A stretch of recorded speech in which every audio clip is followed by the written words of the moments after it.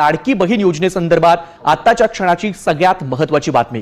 KYC मोहीम पूर्ण झाल्यानंतर आता सक्रिय लाभार्थी महिलांच्या संख्येमध्ये मोठी घट झाली आहे। आरटीआय मधून समोर आलेल्या माहितीनुसार लाभार्थ्यांची संख्या आता 2.5 कोटींवरून थेट 1.5 कोटींवर आली आहे। मात्र अपात्र ठरलेल्या शासकीय कर्मचाऱ्यांकडून बेकायदेशीर लाभाचा वसुली करण्याचं काम सध्या रखडलंय। त्यामुळे योजनेमध्ये आता वार्षिक खर्च 30,000 कोटी होणार आहे। आतापर्यंत कोणत्या कारणांसाठी किती लाडक्या बहिणींना वगळण्यात आलंय पाहूयात ग्राफिक्सच्या माध्यमातून। ई-केवायसी पूर्ण न केल्या कारणानं 62 लाख महिलांना या योजनेतून वगळण्यात आलंय। वार्षिक उत्पन्न ज्यांचं 2.5 लाखांपेक्षा जास्त आहे अशा 16 लाख महिलांना देखील या योजनेतून डच्चू देण्यात आलाय। शासकीय कर्मचारी असलेल्या सुमारे 4.5 लाख कर्मचाऱ्यांना देखील आता या योजनेचा लाभ मिळणार नाहीये। संजय गांधी निराधार योजनेचा लाभ घेणारे 3,60,000 महिला देखील आता नसतील या योजनेत। एकाच कुटुंबातील 2 पेक्षा जास्त लाभार्थी असलेल्या 2,50,000 महिला देखील वगळण्यात आल्यात। तर 65 वर्षांपेक्षा अधिक वय असलेल्या 1,80,000 महिलांना देखील आता या योजनेत स्थान नसेल। जिल्हा पातळीवरच्या पडताळणीमध्ये वगळलेल्या 1,70,000 महिला देखील आता वगळण्यात आलाय। तर शासकीय कर्मचारी म्हणून ओळख पटलेले 8,000 कर्मचारी देखील आता लाडकी बहीण योजनेचे लाभार्थी नसतील। लाडक्या बहिणींना रक्षाबंधनाआधी जुलै महिन्याचा 1,500 रुपयांचा हप्ता मिळणार आहे। लाडकी बहीण योजनेसाठी 319 कोटी 53 लाखांचा निधी वर्ग करण्यात आलाय। जो हप्ता आहे तो आता लाडक्या बहिणींच्या खात्यामध्ये लवकरच सरकारकडून जमा केला जाणार आहे। लाडक्या बहिणींसाठी सामाजिक न्याय विभागाकडून निधी देण्यात आलेला आहे। 319 कोटींचा निधी उपलब्ध करण्यात आलेला आहे आणि जवळपास 66 लाख महिलांना लाडक्या बहिणीचा लाभ मिळालाय। 2,500 कोटींचा निधी दर महिन्याला लागतो, त्यातले 319 कोटी सामाजिक न्याय विभागाकडून देण्यात आले। लाडकी बहीण योजना कधीच बंद होणार नाही असं मुख्यमंत्री देवेंद्र फडणवीस यांनी म्हटलेलं आहे। या ठिकाणी सांगितलं, हे सरकार पुन्हा निवडून आल्यावर लाडकी बहीण योजना बंद करणार। बंधू भगिनींनो, आम्ही बंद केली नाही आणि काही झालं तरी लाडकी बहीण योजना बंद होणार नाही। 5ही वर्ष लाडक्या बहिणींना आम्ही पैसे देतच राहू। जुलै आणि ऑगस्टचे हप्ते एकत्रित लाडक्या बहिणींच्या खात्यात जमा होण्याची शक्यता आहे। या दोन्ही महिन्यांचे 3,000 रुपये लाभार्थींच्या खात्यात जमा होऊ शकतात। मात्र याबाबत अद्याप सरकारकडून अधिकृत घोषणा झालेली नाही। ई-केवायसी प्रक्रिया पूर्ण झालेली आहे आणि या प्रक्रियेनंतर शासनानं 1,66,00,000 लाभार्थ्यांची यादी अंतिम केलेली आहे। सुमारे 66 लाख जणांना या योजनेतून वगळण्यात आलेले आहे। सर्व पात्र महिलांच्या खात्यात जून महिन्याचा आर्थिक मदतीचा हप्ता जमा करण्यात आलाय। सर्व अपात्र लोकांसह डेटाबेसमध्ये आढळलेल्या पुरुष लाभार्थ्यांना सुद्धा यादीतून काढून टाकण्यात आल्याची माहिती आहे। लाडकी बहीण योजना यशस्वीरित्या पुढेही राबवणार असं म्हटलंय मंत्री आदिती तटकरे। ई-केवायसीची मुदत वाढवण्याचा निर्णय मुख्यमंत्री आणि दोन्ही उपमुख्यमंत्री घेतील असं त्यांनी म्हटलंय। ई-केवायसीच्या प्रक्रियेमध्ये आपण जवळपास 6-8 महिन्याची मुदत दिली आणि ई-केवायसी हे सगळ्या डीबीटी योजनांना बंधनकारक आहे। मग ती लाडकी बहीण असो, नमो शेतकरी असो, अगदी आता नुकसान भरपाई द्यायची असेल तरी ई-केवायसी ही बंधनकारक असते, कारण त्यांच्या अकाउंटला डिरेक्टली ते पैसे जात असतात। आणि अशा सगळ्या परिस्थितीमध्ये आपण 6-8 महिन्याचा तो कालावधी दिला होता। त्याच्यामध्ये ज्या महिलांनी ई-केवायसी पूर्ण केलीच नाही त्यांनी आणि ज्यांचं उत्पन्न 2.5 लाखापेक्षा जास्ती होतं किंवा ज्यांच्याकडे वाहनं होती अशी सोडून कुठल्याही पात्र महिलेवर लाडकी बहीण योजनेअंतर्गत अन्याय झालेला नाही। उलट आम्ही हा प्रयत्न करतोय की संजय गांधी निराधारमध्ये सुद्धा ज्या लाभ घेत होत्या त्यांनी जर लाडकी बहीणमध्ये रजिस्टर केला असेल आणि त्यांचे दोन्ही लाभ जर थांबले असतील तर दोन्हीपैकी एका योजनेचा लाभ त्यांना मिळालाच पाहिजे। ह्या दृष्टिकोनातून आम्ही त्या ठिकाणी काम करत आहोत। आणि ज्या महिलेनी ई-केवायसी केलेली असेल पण तरी तिला काही कारणास्तव लाभ मिळत नसेल तर त्याची सुद्धा अशी निवेदनं जी प्राप्त झालेली आहेत त्या संदर्भामध्ये सुद्धा आम्ही चौकशीही करत आहोत आणि त्याच्यामुळे कुठलीही पात्र महिला लाभापासून वंचित राहता कामा नये ही दक्षता त्या निमित्ताने आम्ही घेत आहोत। वाढती महागाई आणि बदलत्या कौटुंबिक गरजांनुसार थेट बँक खात्यामध्ये जमा होणारी सध्याची ही 1,500 रुपयांची रक्कम पुरेशी आहे की नाही हे तपासण्यासाठी या योजनेचं मूल्यमापन करावं आणि त्यामध्ये बदल केले जावेत असा सूर समितीच्या ताज्या चर्चापत्रातून उमटलेला आहे। या लाडक्या बहीण योजनेमध्ये आता लाडक्या बहिणींना आणखी निधी वाढवून मिळणार का याकडे लक्ष असणार आहे. पंतप्रधान आर्थिक सल्लागार समितीनं तशी शिफारस केली आहे. योजनेची रक्कम महागाईनुसार वाढवा अशी शिफारस केली आहे. योजनेचं मूल्यमापन करून त्यामध्ये बदल करण्याच्या सूचना केलेल्या आहेत.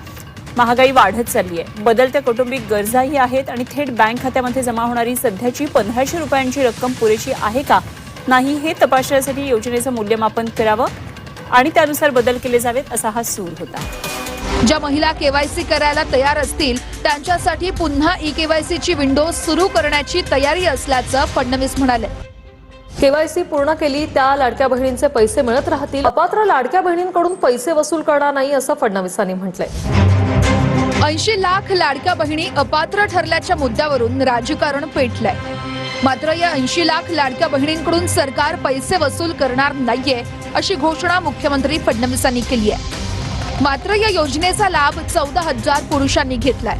त्यांच्याकडून सरकार पैसे वसूल करणार असल्याचंही फडणवीसांनी म्हटलंय. ई केवायसी तसेच निकषांची पूर्तता न केल्यामुळे 80 लाख लाडक्या बहिणी अपात्र ठरल्यात. योजना सुरू झाल्यानंतर आपण त्याचं केवायसी सुरू केलं आणि वेगवेगळे जे डेटाबेस होते त्याच्याशी कंपॅरिझन सुरू केलं, ज्याच्यामध्ये सरकारचे जे काही कर्मचारी आहेत त्यांचं जिथनं पेमेंट होतं त्या पोर्टलमधनं आपण माहिती घेतली. जो काही आपला परिवहन विभाग आहे याच्यामध्ये मोटरची ओनरशिप कोणाकडे आहे, 4 व्हीलरची, याच्या डेटाबेसची माहिती घेतली. रेशन कार्ड याच्या डेटाबेसची माहिती घेतली आणि ही सगळी माहिती आपण ज्यावेळेस कोलेक्ट केली त्यावेळी असं लक्षात आलं की 5 लाख लोक असे आहेत ज्यांच्या घरी सरकारी नोकरी आहे. 14,000 तर पुरुषच निघाले. जवळपास 10 लाख असे निघाले की ज्यांचं उत्पन्न 2.5 लाखापेक्षा जास्तीचं आहे. अशा वेगवेगळ्या डेटाबेसमध्ये जे लोक अपात्र झाले त्यांना आपण अपात्र केलेलं आहे. त्यासोबत आपण हे सांगितलं होतं केवायसी करून घ्या, म्हणजे जे काही माहिती तुम्ही सादर केलेली आहे ती आतापर्यंत सत्य मानण्यात आली, आता त्याची कागदपत्र द्या. पण मोठ्या प्रमाणात केवायसी झाली नाही. आता एक गोष्ट आपण लक्षात घ्या की ज्यांना अर्ज करता येतो, सेल्फ सर्टिफिकेशन करता येतं, त्यांना केवायसी करता येत नाही असं मानणं काही योग्य नाही. पण जवळपास 9 महिने सातत्याने पाठपुरावा केल्यानंतरही ज्यांनी केवायसी केली नाही ते अर्थातच कुठला तरी एखादा निकष पार पाडत नाही म्हणून त्यांनी केवायसी केली नाही. आणि म्हणून हे जे काही आता या ठिकाणी जवळपास जे काही तुम्ही सांगितलं 60 लाख 80 लाख जो काही आकडा तुम्ही दिलेला असेल तर ते लोक या योजनेच्या पात्रतेचे निकष हे पूर्ण करताना दिसत नाही. जवळपास 1,70,00,000 महिला, थोडं आकडा कमी अधिक असेल 3-4 हजार, पण 1,70,00,000 महिला ज्या आहेत या निकष पूर्ण पार करतात. त्यांची केवायसी झालेली आहे, त्यामुळे त्यांना लाडक्या बहिणीचे पैसे मिळतच राहतील. ज्यांनी केवायसी केली नाही त्यांना आता आम्ही पैसे देणार नाही, पण त्यांना दिलेले पैसे आम्ही वसूलही करणार नाही. मात्र 14,000 ज्या पुरुषांनी पैसे घेतलेले आहेत त्यांच्याकडनं मात्र पैसे हे वसूल केले जातील. त्यामुळे नीट सायंटिफिक प्रोसेसने या सगळ्या गोष्टी केल्या आहेत. आणि आजही यांच्यापैकी कोणी जर केवायसी करणार असेल तर आम्ही विंडो ओपन करायला तयार आहोत आणि त्यांना लाभ द्यायला तयार आहोत. आजही ज्यावेळेस आपण जेवढ्या लाडक्या बहिणींना लाभ देतो देशातल्या कुठल्याही योजनेपेक्षा आजही सर्वात मोठी योजना ही महाराष्ट्राची आहे. आजही देशामध्ये एवढा लाभ 1,70,00,000 कुठलंच राज्य देत नाही जे महाराष्ट्र देत आहे. जून महिन्याचा हप्ता मागील जुलै महिन्यामध्ये जमा झालेला असेल, तुमचा जून महिन्याचा हप्ता आलेला असेल तर तुमचा हा जुलै महिन्याचा हप्ता देखील तुम्हाला या ठिकाणी भेटणार आहे. परंतु हा जुलै महिन्याचा हप्ता ऑगस्ट महिना सुरू झालेला आहे तरी देखील त्याच्याबद्दलचा वाटपाचा GR अजून देखील आलेला नाही. आतापर्यंत आपण जर बघितलं तर त्या महिन्यामध्येच त्या महिन्याचा लाभ देण्यासाठीचा GR येत असतो, मात्र यावेळेस या ठिकाणी लेट झालेला आहे. तर ऑगस्ट महिन्यामध्ये आपण जर पाहिलं तर रक्षाबंधन आहे, या संदर्भात मग जून चा हप्ता दिल्यानंतर आता जुलैचा राहिलेला आणि चालू महिन्याचा ऑगस्ट महिन्याचा हप्ता या ठिकाणी रक्षाबंधनाचं गिफ्ट म्हणून लाडक्या बहिणींसाठी दिला जाऊ शकतो, तसा निर्णय घेतला जाऊ शकतो. मात्र अजून तशी घोषणा करण्यात आलेली नाही. मात्र तसा निर्णय झाल्यास लाडक्या बहिणींना मोठा फायदा होऊ शकतो.